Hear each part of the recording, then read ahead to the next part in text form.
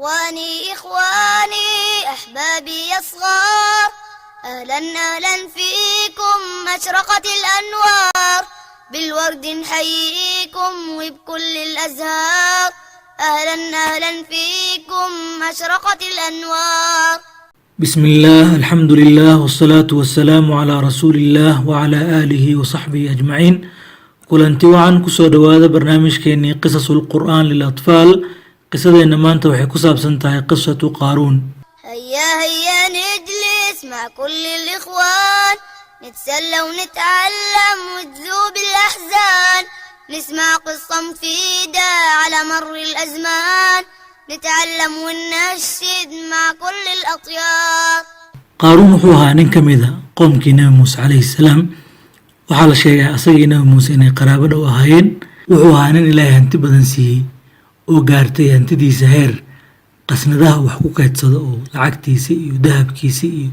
jawaahirtiisa uu ku rito. furayaasha qasnadahaas waxay u baahnaan jireen rag badan oo xoog leh inay qaadaan, bal raggaas xataa culays ayay ku ahayd tirada furayaashaas darteed. waxaa la sheegaa in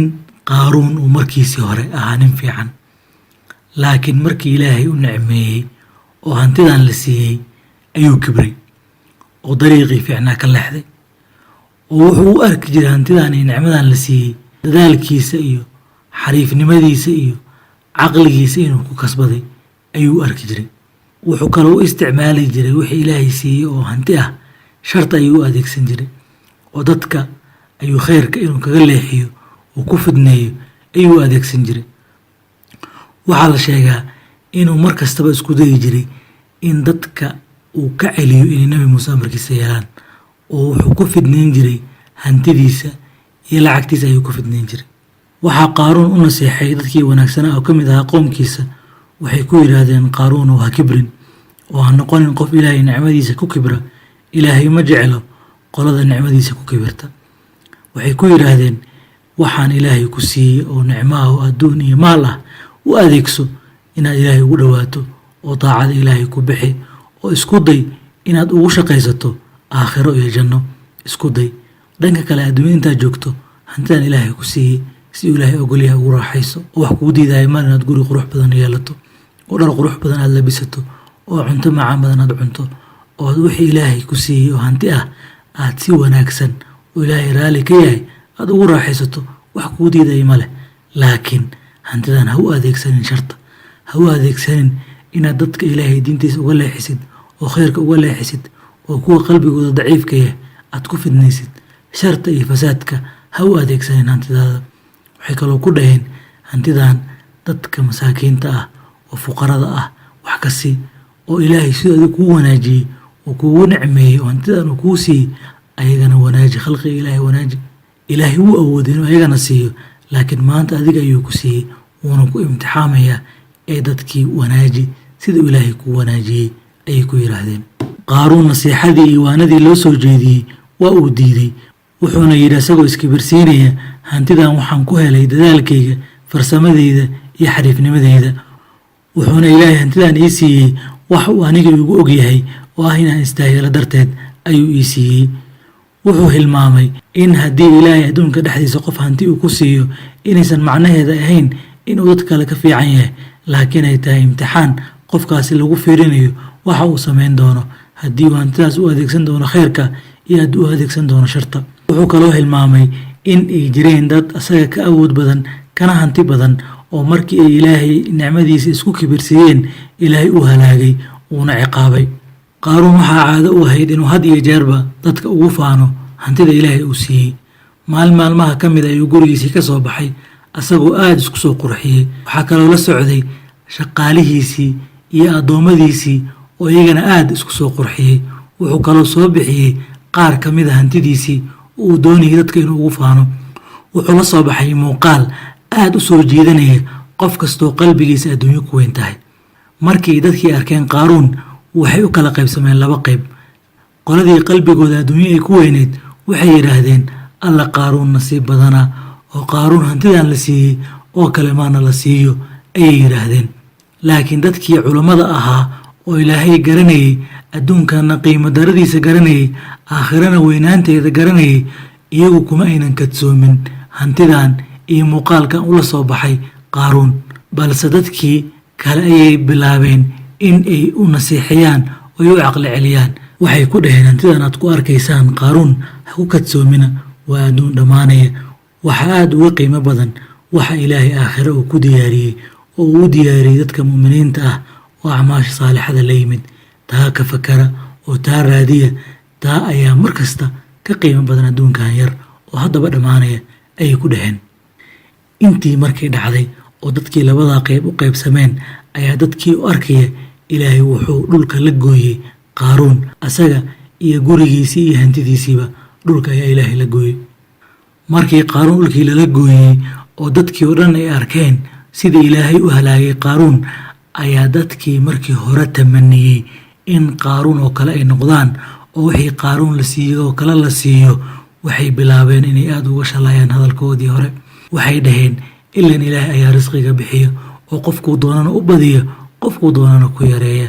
ilaahay aaba noo naxariistay oo annagaan dhulka nala goynin maadaama annaga aan tamaninay qaaruun oo kale inaan noqonno ilaahay dhulkuuba nala goyn kari lahaa laakiin wuu noo naxariistay oo nalama uusan goyn dhulka annaga ayay yidhaahdeen halka ay sheekadii noogu dhammaatay waxaan ka faa'iidaysanaynaa sheekadani in haddii ilaahay qof u nicmeeyo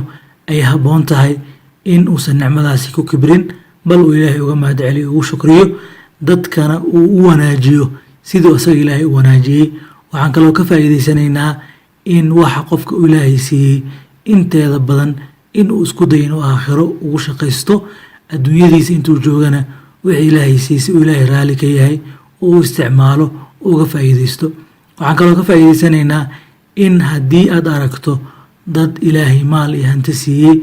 in aadan indhaha la raacin oo aadan tamaninin waxay haystaan oo kale inaad hesho balse aad rajaysid mar kastaba waxa ilaahay agtiisa yaallo ayaga ayaa ka qiimo badan kana sharaf badan adduunkana qofku inuu u dadaalo inta uu ka kasban karo uu ka kasbado waxa uu kasbadayna inuu dariiqa wanaagsan u adeegsado una dariiqa xun u adeegsanin mahadsanidin la socda sheekooyinka soo socda wasalaamu calaykum waraxmat ullaahi wabarakaatuh إن قارون كان من قوم موسى فبغى عليهم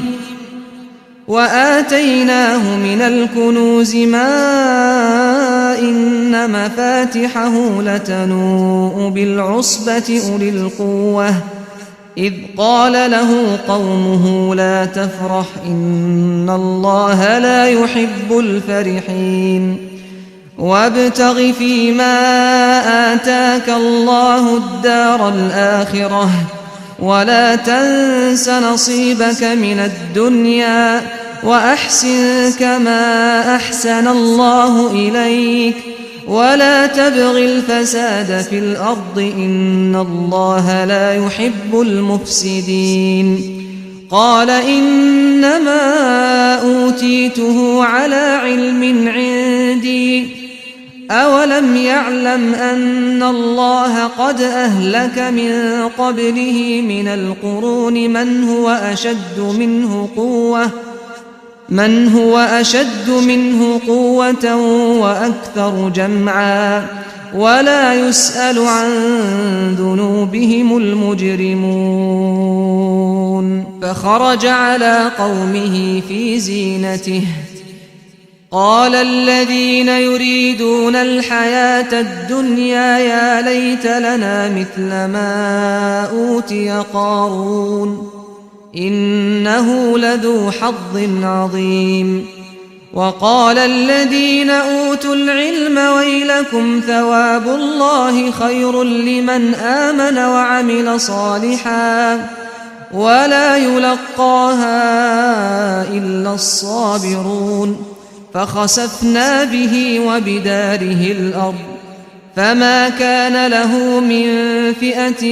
ينصرونه من دون الله وما كان من المنتصرين وأصبح الذين تمنوا مكانه بالأمس يقولون ويك أن الله يبسط الرزق لمن يشاء من عباده ويقدر لولا أمن الله علينا لخسف بنا ويك أنه لا يفلح الكافرون